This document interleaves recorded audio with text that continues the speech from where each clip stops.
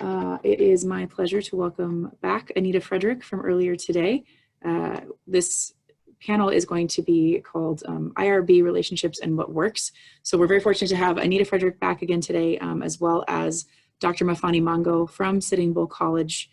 He is the chair of the IRB office there, and possibly a bit later I have to check the attendance list, but Ira Taken Alive, who is the vice chairman for the Standing Rock Sioux Tribe. So we'll get a great discussion going about how those successful relationships have worked across IRB and academic institutions, hopefully giving everybody some good information for their own professional and academic pursuits going forward. So Dr. Warren, I think you are here, but if everyone else is ready, we'll go ahead. Anita, if you don't mind, you can go ahead and lead us off. Oh, you're on mute. Okay, I'm back. Just quickly wanted to do another quick, let me shut off my sound here really quick, otherwise you're gonna hear my daughter telling me every 5 minutes how nervous she is right now. She's opening up the Tribal Leaders Forum at the Tribal College today, so excited for her.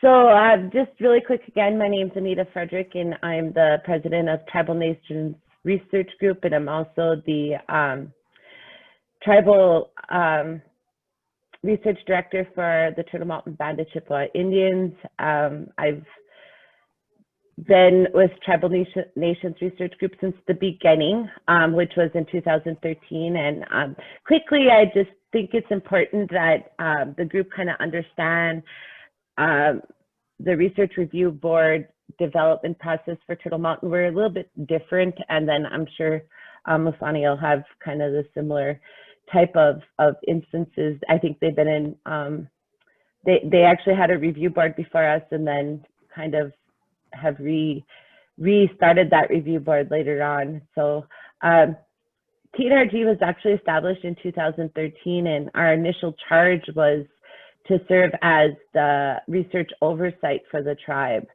And the first thing we were charged with doing was developing a research code. And we were actually part of the CRCA team, the Collaborative Research Center for American Indian Health team, which the purpose for that whole program was to develop research infrastructure within tribal communities, and also work with identifying some of the social determinants of health and addressing those in our communities. So we established a research code in 2014. That code actually created the Research Review Board, and we did a lot of training, sent people to training, did a lot of in-house training, and we held our first official meeting in May of 2015. And throughout that time, our TNRG Board of Directors served as the research review team. In January of 2016, we received federal-wide assurance, and to date, we have reviewed 123 research projects, and we have 3 in the queue for next week waiting for review. These are our Research Review Board members: Dr. Melanie Nadu, Dr. Jerry-Ann Azure, Dr. Shane Martin, Dr. Tammy Trottier, Dr. Andrea Lavenger, Dr. Denise Lajmadir, Dr. Dan Henry, Ben Petra, David Azure, Francis Ellard Abbott, Lori Davis, Eric Dion, and Stephanie J. And these are all members of our tribe. And our core team is our PhD individuals, along with our cultural team and our community representatives. So the non-PhD candidates are the non-PhD members are our community at large member, or our cultural representatives. So I thought it was important for you guys to see the makeup of our IRB and the qualifications also for our IRB. So we're going to talk a little bit about some good research partnerships and good examples of research that we've had and that we've experienced at Turtle Mountain. And this is an example of some good research partnerships, like what they entailed in building that relationship in our community. So research that is community engaged. And community engaged doesn't always necessarily mean our whole community. It could be a small community. And you know, Dr. Best's research that he conducts, he is very community engaged. He does periodic reports to his participants. He engages local. He engages local tribal college students in his research. So his building researchers, as you can tell from Dr. Mal. He, you know, his meeting a community need. We have a lot of women who are diagnosed with preeclampsia in our community, and has been trying very hard to figure that out. His research has led to other things that he really wants to find out about. You know, that he really wants to find out about that population of individuals. And then also his research has been going on for a long time. So his research is really patient. So although oftentimes we want people to solve a problem overnight, or maybe address an issue in 1, 2, 3 years, but his research has been ongoing for a long time, and it's been very patient for our community. Good examples of research that meet a community need. There was some studies done at a local high school. One addressed the need, like they were trying to figure out how to recruit nursing students. As an unintentional find in that study was that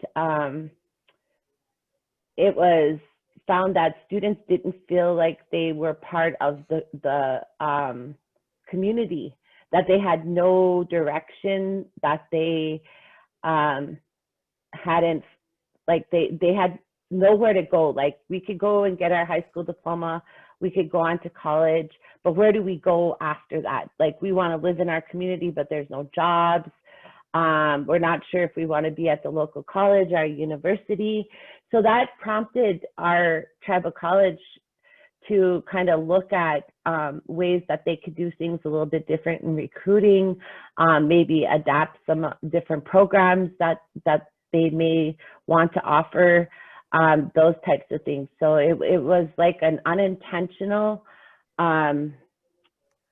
process, or unintentional finding, but it was purposeful. And this is why engagement and having those final reports and a committee of people looking at those reports, so we could make sure that the data that we see coming out of those reports and the findings that coming out of those reports get into the hands of the right people, and that those people actually, you know, make use of those research findings.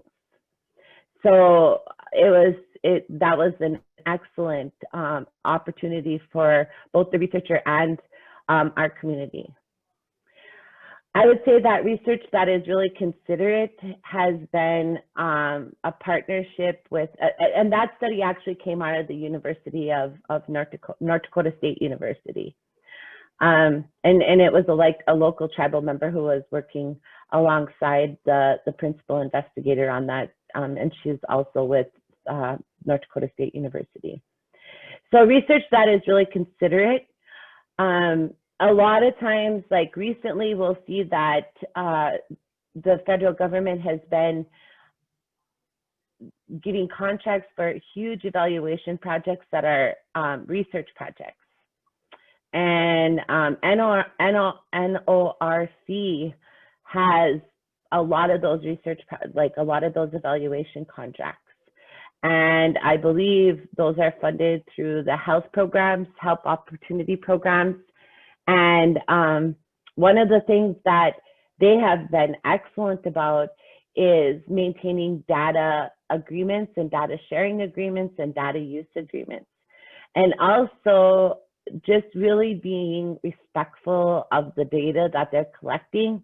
When we look through their data collection needs, one of the things that we questioned was, why are you collecting all this data? Like, what's the purpose of it? And why would you need to know student social security numbers and all this information? And they were very easy to work with in saying, okay, yeah, you're right, we don't really need that information. Why are we collecting it? So they really were considering why we wouldn't want them to have that data, as opposed to like, yes, we really want this data and we're going to have it whether or not you say we can or not, So that's a really good relationship when you can negotiate the data that's being collected, and the needs of the data that's being collected. So research that helps to solve problems. I would say that most often right now, that research has been done, that's the research that's being done at the local level. And partially just because our local people have access to maybe information that isn't available to the public. And so those types of projects tend to have more problem solving in their protocols and in their research process. So I was trying to think of a really good academic tribal partner research relationship that we had with somebody that really helped us solve a problem. And one that I came to, and I'm still it's biased, and Dr. Warren's actually the one who developed this partnership with the state, but is the pregnancy risk assessment monitoring study that the tribe, Turtle Mountain, is part of, but the tribes across the state are part of. And there's been some relationships amongst all the tribes that have been developed from that. And then it's also led to additional partnerships in grant writing and grant development to kind of address some of those issues.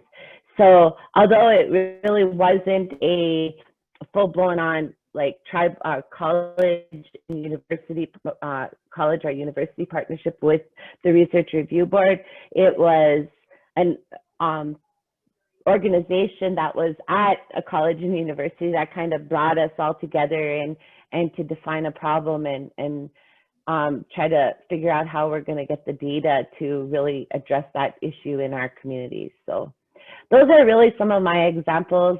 Maybe, we could talk a little bit more after Mafani. I don't want to take everything away from him, but those are just, and I want to leave some time for questions if people have some. So those are kind of where we're at. Those are examples of some good relationships, and maybe we could talk a little bit later about some poor relationships, because we've had some of those also. And so let's not take away from the good, and maybe later on we could talk just a little bit about some of those issues that we see have happened locally with research that just did not go right for us. So I'll stop sharing, and I don't know if you want to just ask questions at the end. I think that might be best. Yeah, I think we'll wait till the end, because I think probably any questions that do come up will be relevant to both you and Dr. Mongo. So Mafani, if you want to go ahead and take it away.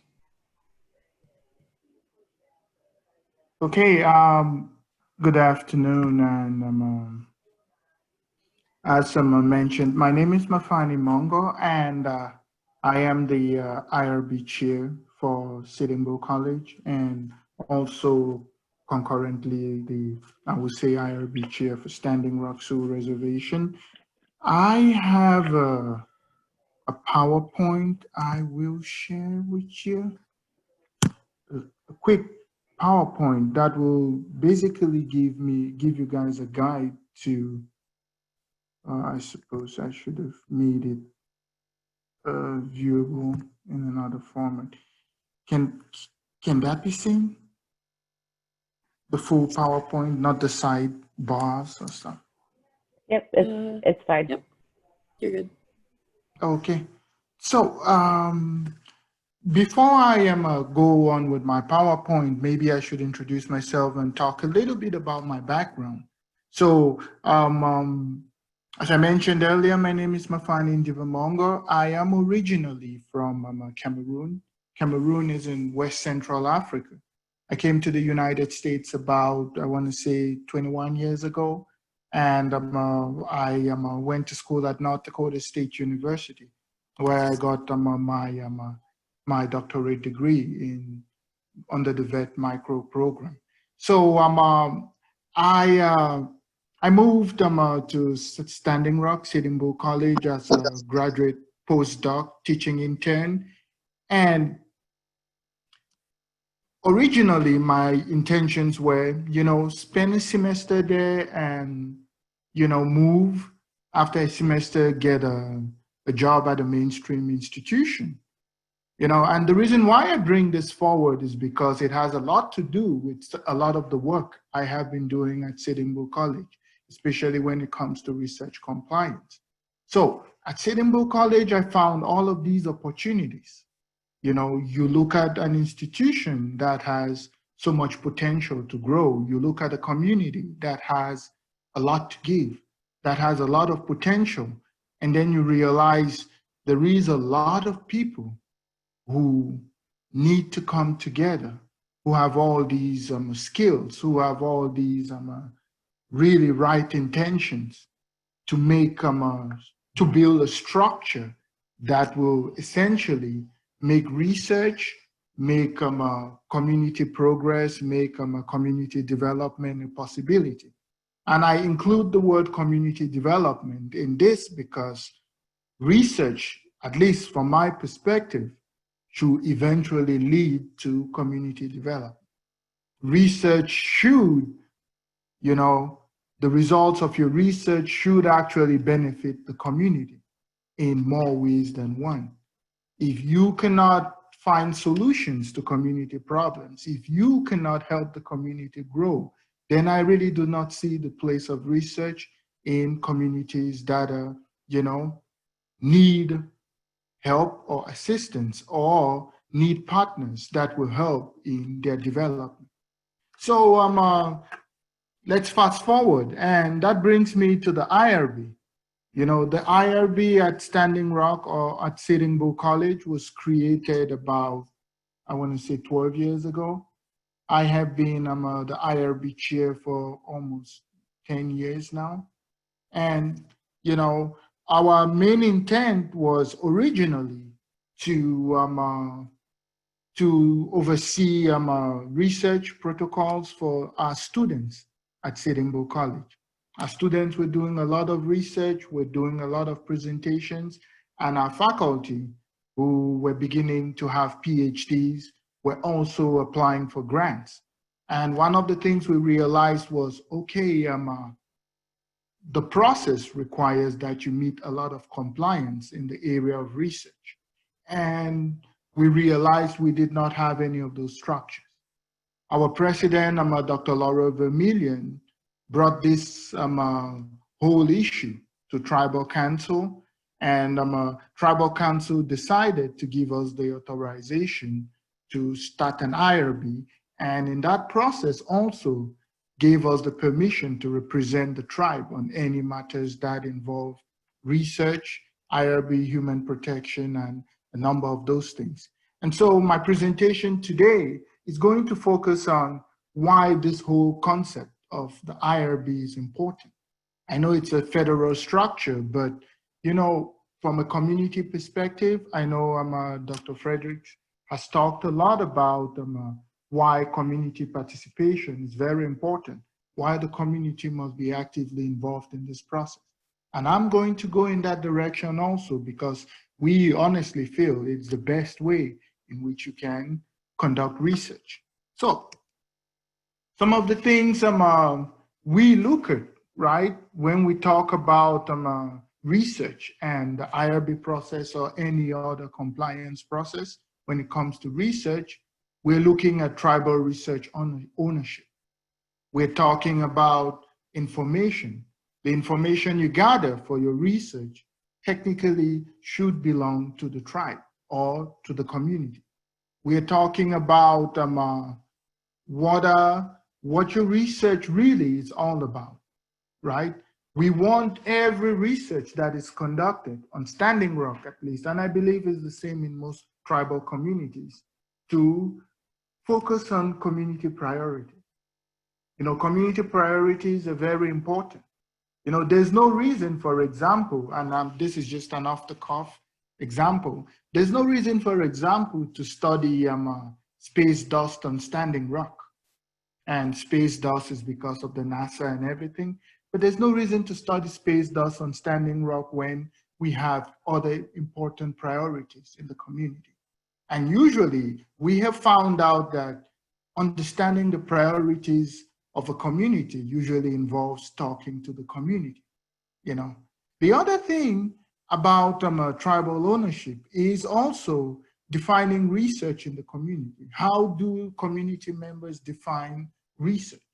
That is a very important question, I believe, you know, most researchers need to address, and most researchers need to reconcile when they're coming into a community, tribal communities and most indigenous communities, to conduct research, you know. And we also want the community to define its needs. You know, it is not for outsiders to come in and define community needs. We always encourage the community to define its needs and, you know, point out what it needs, point out what its priorities are, as I mentioned earlier, which is kind of very, very important. And the most important thing is also defining how the community will benefit from the research that comes out of whatever collaborations or whatever partnerships or whatever work is done in the community. Now, if you're familiar with the IRB process and you're familiar with some of the terminology and some of the documentation, the historical context of IRBs, you kind of see a lot of parallels with when we talk about the principles of the Belmont Report, when we talk about principles that govern a lot of the federal mandates that established most of our IRBs, right? You can see a lot of these here, you know. And I would follow up and make a clear distinction with Dr. Fredericks, in the sense that we are not per se a research review committee, as her institution is, or her establishment is. We are an IRB at the moment. We do answer to the tribes HEW committee and the tribes tribal council. We do answer to Sitting Bull College Board of Trustees. We do answer to Sitting Bull College's research committee, which was established to oversee and to make protocols and provide guidelines for research at Sitting Bull College. And we basically, you know, are a structure that is some sort of the landing board or the starting platform for research compliance activities in the community. So with that said, you know, let us talk a little bit about what we are, as I started talking about, why we are important, and why is there a need for research compliance on Standing Rock and at Sitting Bull College. You know, obviously we know the historical context. If you look at the history of research in a lot of indigenous communities, I mean, most of us will understand that this research has not been fair towards a lot of these communities. You know, from a public health standpoint, an epidemiologic standpoint, if you look at some of the studies, some of the famous studies that have been conducted in the past. Here we're talking about within the last, 200 or so years, you know, you would understand that a lot of these studies were not fair, were not very positive studies when it came to protecting indigenous communities. historical context that demands and mandates that, tribal communities, indigenous communities must protect themselves. The federal government, unfortunately, has not done a very good job at that, and this is my own opinion, and there's a background to that, and they have done enough, though, because a lot of these structures came into place, but how do you put that within a tribal community? Context is very important. So the ethical standing for the conduct of research, we do implement those. Those are found within the Belmont report, as I mentioned earlier. And it is a very useful tool, at least for us in the community of Standing Rock. We see that as the baseline for you to establish a lot of the research practices that we have when it comes to participants and human research and all of those things, right? But we do add another component to that, which is the moral standing for the conduct of research on Standing Rock at Sitting Bull College. Now, when we look at the moral standing for conducting research, that is where we incorporate the cultural and indigenous perspective. When we talk about cultural and indigenous in this context, we're looking at what? The cultural values, the traditional values, the social norms of the community, right? So we do implement these in making decisions as to what type of projects should go forward in the community. What type of projects should our students conduct? Are those projects culturally responsive? Are they what the community needs? Do they meet all of the requirements that, research that is conducted in a culturally sensitive manner should be carried out, So how do we do that also? So in order for us to meet this moral standing and this regulatory standing, or what I'll say, the ethical standing, our IRB consists essentially of two groups of members. We have the faculty and staff who are representative of SBC. So from that perspective, we're looking at PhDs and specialists, experts in specific areas who come in as most regular IRBs would be constituted. You should have somebody that's in charge of the sciences, somebody who has expertise in the area of public health, somebody who has expertise in various areas. We do add the other component, which is tribal community representation.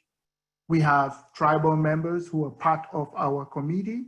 And when we look at our tribal member constitution, we talk about representation from the HEW committee. The HEW committee is very important to us, and also from the chairman's office, the tribal council. We have representation from that as well.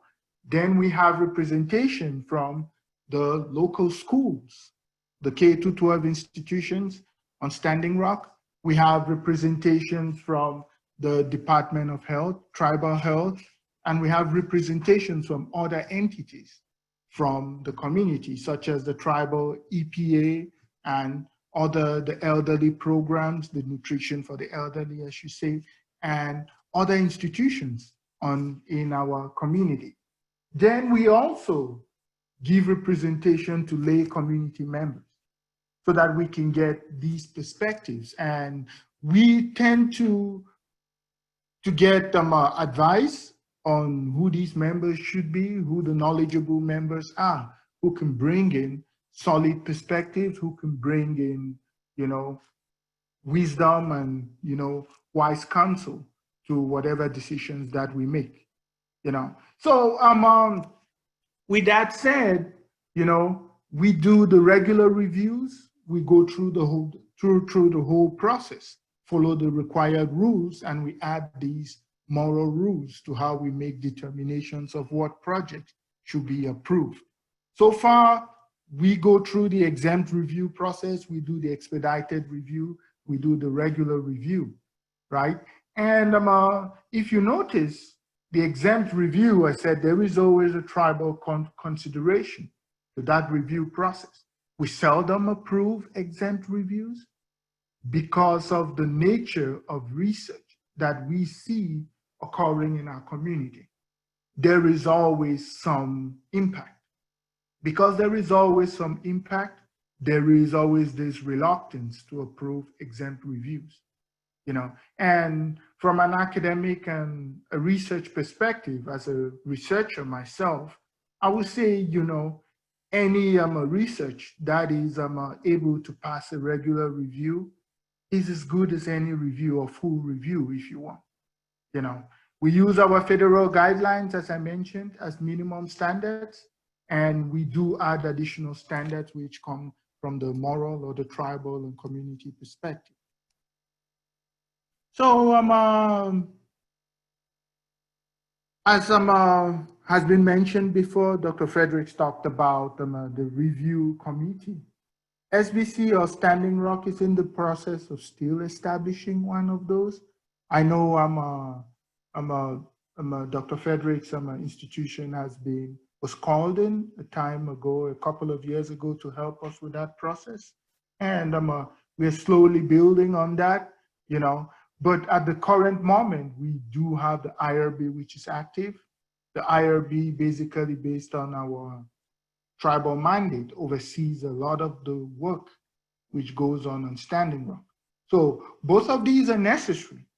It is important to have an IRB. It is important to have a research review committee, and the research review committee, from my perspective, empowers the community to make all of these decisions we have talked about in previous slides. The IRB, on the other hand, should regularly meet to, look at the research, but they are typically limited by federal guidelines. There are things we can do that are prescribed within the Department of Health and Human Services guidelines that are established for IRBs. And if the community does not have resources to conduct the research, most of the time, you can define what kind of research should be allowed in the community. You can make sure it is properly conducted. And a lot of these things I mentioned here are usually within the research review committee. The research review committee gives the community that opportunity to enforce and to be able to be an active participant in a lot of these research protocols and a lot of these research projects that are taking part in the community. So this is my pictorial of the way I see a research review committee operating. I have used this a couple of times when I get invited to give presentations in other research, on other reservation communities that are interested in establishing an IRB or a research review committee. I have attended a couple of meetings where tribal members wanted to know about the difference. Which one should they go for? And most of the time, I encourage community members to start off with a research review committee, because you have a lot of you have a lot of control when you have a research review committee in your community as to what type of research you want established. You can define the rules of what your research review committee can allow and cannot allow in the committee. Then the other aspects, it's always important to have an IRB. It's obviously always important to have the others. I included an IBC and an IACUC because at Sidimbo College, these are the other compliance structures we are currently trying to establish. We're in the process of establishing those by the end of this year. So we tend to focus a lot on participant rights. We tend to define ourselves as a vulnerable population, because of the historical context of the way research has been conducted in indigenous communities. We do definitely see that, in the past, researchers have taken advantage of indigenous communities. And we go from that perspective that, okay, if you understand that you're vulnerable to researchers coming in and taking advantage of you, you need to prepare yourself for any subsequent research that comes into your community, you know. And we tend to focus a lot on the benefits that come to the community, you know. Another big aspect of why we exist as a research compliance, you know, platform, if I can use that terminology, is the tribe has a very keen interest on information ownership. Who owns information that comes out of a community? Does the community have control on what kind of information gets out there to, you know, through publications, through presentations, and all of those type of things? And does that information put a positive light on the community as opposed to some of the bad things that, you know, people read about these communities? Are you trying to sell the community in a positive light or in a negative light? So information ownership has been one of those big topics that at the moment, Standing Rock Sioux Tribe is trying to establish. And we talk also about copyright issues. We're working with the tribe at the moment to establish some of those things. And also the whole issue with enforcement. Unfortunately, enforcement has been a big deal. How do you make sure people respect your community? That has been one of those issues that we as a small community, we as considering ourselves as a vulnerable community, have been grappling, and we feel that federal guidelines do not give us enough powers when it comes to enforcement. There's not a lot that involves enforcement. So the tribe has been trying to put in place a lot of those structures that will help or protect it if in case somebody abuses some of the privileges they're given to come in and conduct research.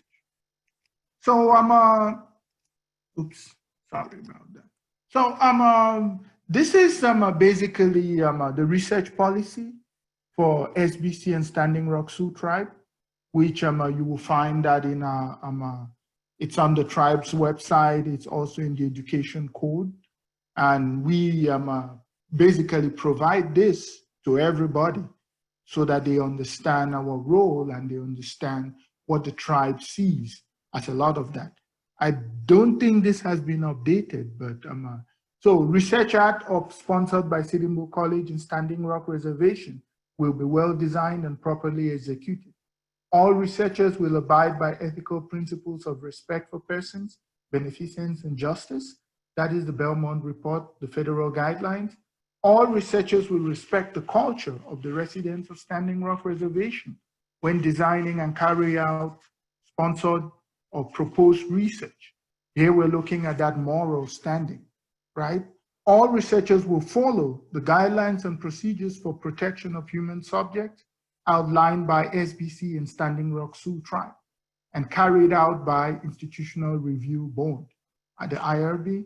Data collection cannot begin without IRB approval. Research results will be shared with Sitting Bull College and the Standing Rock Sioux Reservation community. So that last portion is what I, as the IRB chair, have been working hard to get researchers to do. We have a mandate that requires that researchers who do research on Standing Rock should, you know, come to the community and present their research. You know, nowadays with coronavirus, with the COVID-19 issue we are having, I think that is really difficult, but I see this as an opportunity because we have online platforms. It is really easy for people to do presentations as we are doing in the current moment to meet this requirement. You know, it is important for the community to know what kind of information you collected from them. It is important for the community to know what are the results or what are some of the solutions you are bringing to them to solve some of their problems. So we insist heavily on that last component of what we do as an IRB. You know, thus far, I would say we've not had a lot of success, but you know, it's a 40-60 type of thing. We have been successful in getting some researchers to come back to the community and do presentations on some of the work they have completed in the community thus far. And most important from doing a lot of this is the fact that I always encourage researchers, you know, bring out your research, bring out your result, but most importantly, try to show how this research will benefit the community. Highlight those aspects, because we have communities that have potential, we have communities that are growing, and some of these results will help tremendously in the growth and development of a lot of these communities. So I'm going to stop there for now, and I have a couple of other comments that are not included in the presentation at the moment, but I will definitely take any questions. And I hope I did not go across with any other presenters.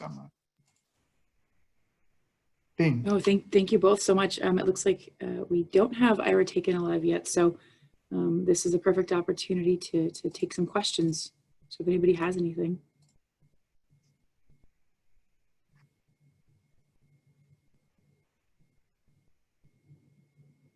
Give it a second here.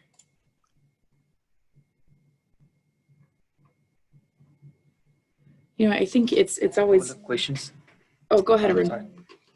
So, in case if we are dealing with, and it goes both for Anita and Mr. Mafani. So if we are dealing with the secondary data and we're looking after American Indian population in a certain county or a nation, so do we still need to go through Tribal Nation Research Council or Standing Rock IRB, or is it just in case of primary data that we are taking? How does that go for a secondary data that is de-identified?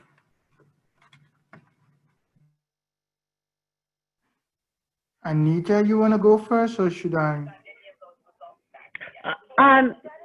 Go ahead, Mafani. You go ahead, and then I'll follow up. Okay. So my understanding to your question is IACUC, or just general IRB? The general IRB. Okay. So we have, there are new rules that were promulgated by the federal government about the one-stop IRB process.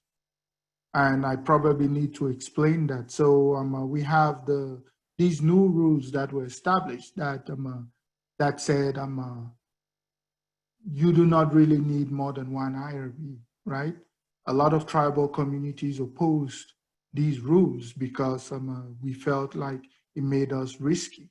It made us vulnerable to people taking advantage of us. And from our perspective, we require that if you are going to collect data on Standing Rock, and I believe it's the same thing with most tribal communities, you have to go through a compliance board in the community to do that. You know, it is okay if you go through the compliance board or the compliance structure at UND or NDSU or whatever institution you are at, but we do mandate that you have to go through any of our compliance structures. Even if it is secondary data, even if it's primary data. The reason is that it is best for you to get your all clear than not to get you are all clear and then you run into issues later. As a researcher, that is the advice I give potential researchers. You know, it doesn't hurt to do it. And we mandate that you get a lot of that cleared with us first. Okay, does that answer the question? Yep, that answered. Thank you. Anita, you want to add anything to my Nope, response? you made it very clear. Yes, and you know, as you said, is that it's always important to, if you're not sure, go to the IRB. and ask that question. There's been several times I've received emails and people will ask, I'm interested in doing this research. Would it require IRB approval? And basically for Turtle Mountain, the only thing that wouldn't require IRB approval is if you're just gonna work with like one individual in the community and it's part of a bigger project. You're only working with like 2 people and you're not going to generalize it to the Turtle Mountain Band of Chippewa. You know, otherwise anything that you're going to generalize to the Native American population living in Rolette County, which is 75% the Turtle Mountain Band of Chippewa, then you would need to get IRB approval, because basically your publications from that research are null and void because it wasn't reviewed by the proper authority. Thanks. Looks like I have a question from Dr. Westcott in the chat. Dr. Mongo, Anita Frederick, do you have any suggestions for conducting community research during the time of COVID? Okay, I'm going to answer this one because I'm struggling with the same thing. So Turtle Mountain Tribal Nations Research Group has a couple large research projects, and all of our research is community engaged research. And one of the problems that we're having actually is we had a lot of focus group, and it's a longitudinal study, so it goes way back 25 years. And a lot of this required that we do some focus group sessions, and we have had a lot of difficulty getting those focus group sessions to actually happen. We've been trying for 4 months and it's just not happening. So we've changed our and part of the focus group, part of the purpose of the focus group was to define the actual research project. So we've taken it back from some of the matrix in the research project, I should say. So we've taken it back from looking at it from a whole focus group view, and we've now switched to key informant interviews. It's a lot more time. It's probably a lot more money because it's more time, and but that's okay because it's going to get us what we need, and it's still moving us forward in the project. So yes, we did have to step back and reevaluate, and it took us a couple months to get our footing in place and to finally just give up and say we can't do focus groups. Let's change this to key informant interviews, and now we're moving forward and our research is progressing. A couple of issues that have come up throughout the last couple months with our IRB is actually also getting people to complete surveys, and then just really developing that survey tool, because a lot of times we want the community to help us develop that tool. So our Facebook page and our website has been just a godsend for our community, like for us as like the IRB, because we put out messages and people are following what we're doing. And remember, I'm a data center, so a lot of people are following our Facebook page because of the COVID statistics and the updated COVID data. So with that, we get a lot of followers on our website. So when it's survey time and it's community engagement time, we could become a good resource for you for community engagement. And if we can't, then we get you to like the college or the tribe or the program that you're wanting to work with, your special population. We try to find you an avenue to communicate with the community at that level. We don't want research to stop. Partially because it's a lot of work for us when we have to do all these amendments every time you make a change, and we don't want you guys doing amendments either, but we realize they have to happen, especially right now with COVID, and we're handling a lot of amendments, and it's hard to keep them all straight, and are we going to go back to the old way we do things? So is it going to have to be another amendment?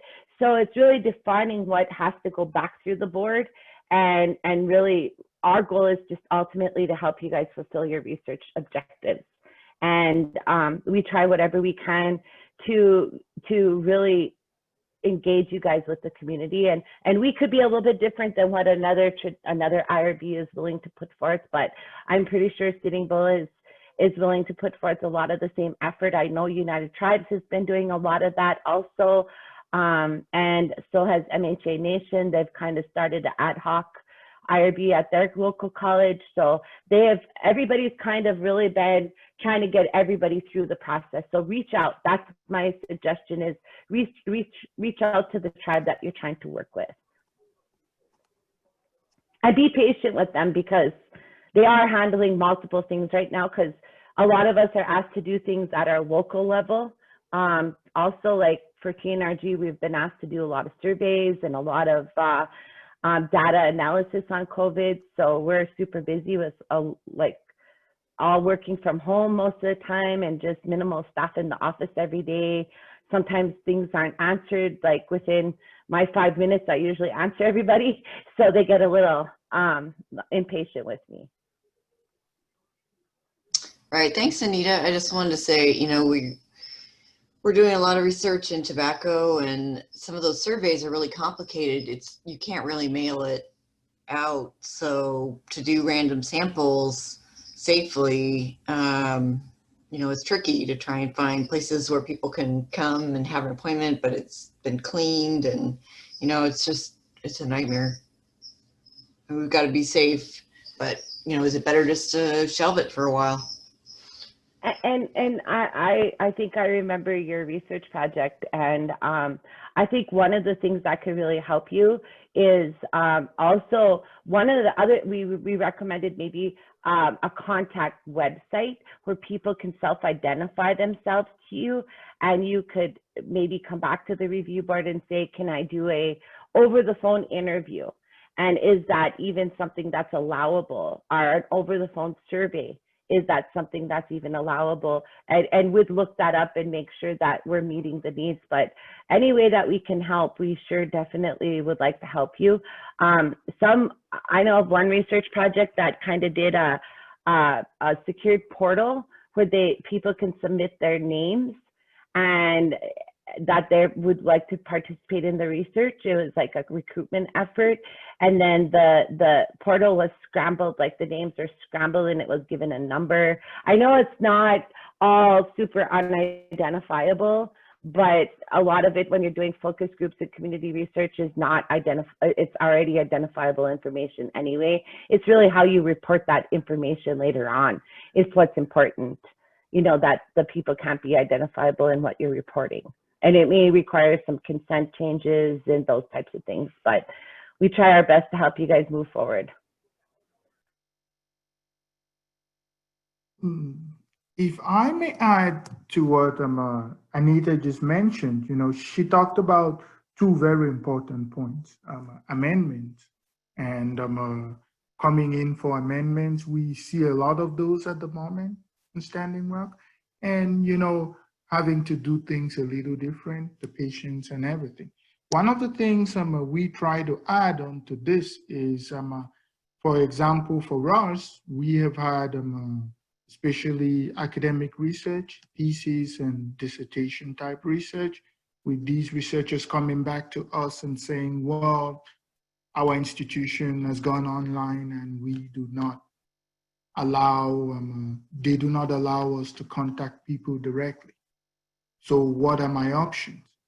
I usually encourage other institutions. I mean, we are ready to work with any other institutions. What are the guidelines or what are the changes that UND or any other institution has put in place to address this issue? It is always important if you can bring those solutions or those suggestions to us, and then we work and see how these things can, you know, positively move forward, if I can use that terminology. So it's also sometimes on the other side for them to come up with potential solutions to how they can overcome this COVID obstacle. You know, say like, I'll give an example. For one of the research, the individual was supposed to do focus groups and meet with, you know, participants on Standing Rock at or 2 casinos in the community. When that did not happen because of COVID, they brought up an option, phone interviews. He said, well, you know, You have to come up with a strategy for phone interviews. You need to apply for an amendment on your procedure. And, you know, you can try a number of other things. And also, it is important to give options. There's several options. There's several tools you can use. Do not limit yourself just to one way of doing it. If you are looking for a threshold number, I know some studies, especially large studies, need a minimum number of participants for them to be statistically compliant or valid. Sometimes you need to use multiple approaches to get what you need for your surveys and, you know, responses and all of those type of things. So that's just kind of what I was going to add today.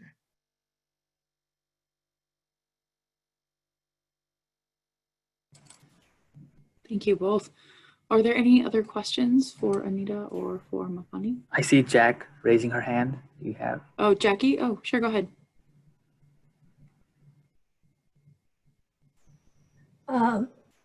One thing, and Anita, I know with you, we've, from some of our previous research, have returned the copies of all of the data and everything to you.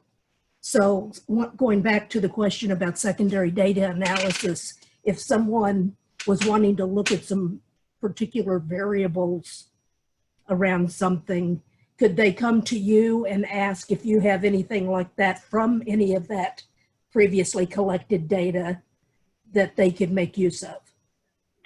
Yes, yes, they can. And what we do is, like, we catalog the data, and you'll see in the future that it'll actually be in a searchable database. Tribal Nations Research Group was just recently awarded some funding to actually to fully develop our data center. So we get to hire some staff and get some equipment and some statisticians in place to kind of assist with that. But most importantly, what we would do, we would reach back out to the originator of that data. So just because we hold the data in our data center and we have that data located at the tribe, what's more important is that we really want to foster those relationships amongst researchers also. So if somebody came to say, we want data from the center, I would say, okay, here's our first step. Contact the originating researcher, and it's Jackie Gray and her team. Then let's work out a plan on how you can use that data. So that's really what we want to do, is we want to make sure that everybody's aware of the data use and how it's going to be used, and that somebody is not using your data to their advantage and your hard work, and that you truly are partners in this, and everybody's a partner in the relationship. That's wonderful. Thank you. And I'm so pleased at how you're progressing with all of this. It's just wonderful to see.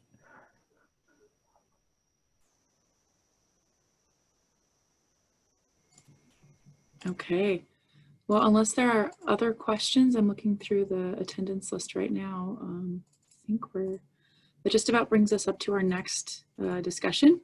So I will go ahead and thank everyone for participating. If you could take a moment to fill out the evaluation survey and provide your contact info, I'd be happy to share any materials that have been shared today with you after the fact. So I'll ask Arun to post a link one more time, and I'll put the bumper up, and we'll go ahead and get into our 2 o'clock session shortly.